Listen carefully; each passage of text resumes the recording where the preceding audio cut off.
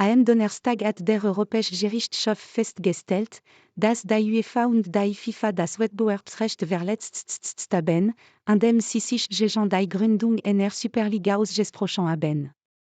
Une décision qui ouvre la voie à la création de cette compétition fermée et concurrente à la Ligue des Champions, dont plusieurs grands clubs européens avaient été à l'initiative en 2021.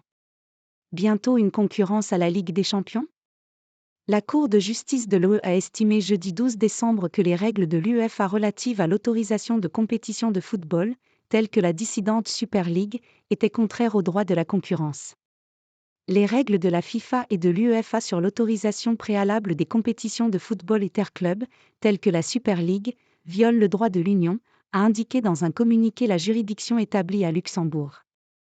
La Cour, qui se prononce sur les règles de la FIFA et de l'UEFA en vigueur en 2021, au moment du lancement de cette procédure, estime que les pouvoirs de ces deux organisations ne sont encadrés par aucun critère assurant leur caractère transparent et non discriminatoire.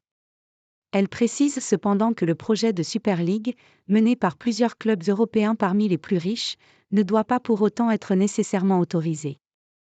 La CJUE souligne qu'elle se prononce de façon générale et pas sur ce projet spécifique. Le football libre est un modèle égoïste et élitiste.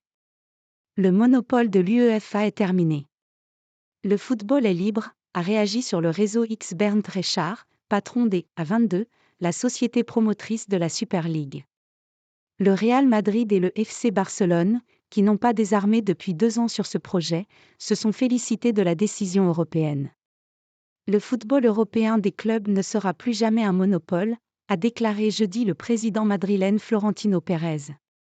Le Barça, quant à lui, estime que la justice européenne ouvre la voie à une nouvelle compétition en Europe.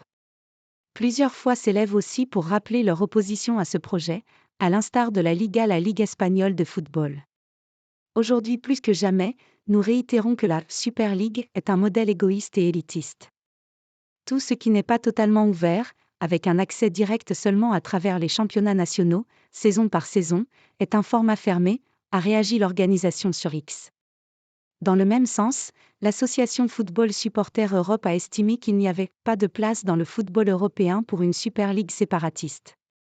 Quoi qu'il advienne, après cet arrêt, le projet d'une compétition privée d'élite met en danger l'avenir du football européen, estime l'organisation dans un communiqué, promettant que ses membres continueront à se battre pour l'empêcher. Un projet de Super League qui a duré moins de 48 heures en 2021. La menace d'une sécession partielle des clubs les plus puissants, qui rêvent du modèle très lucratif des ligues fermées nord-américaines tout en voulant rester dans les championnats nationaux, plane sur le football européen depuis plus de 20 ans.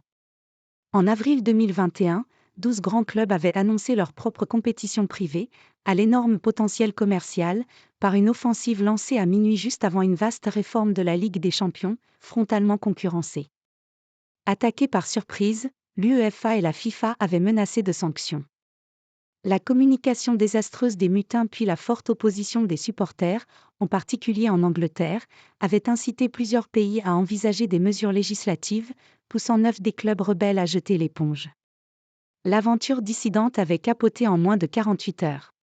Avec AFP.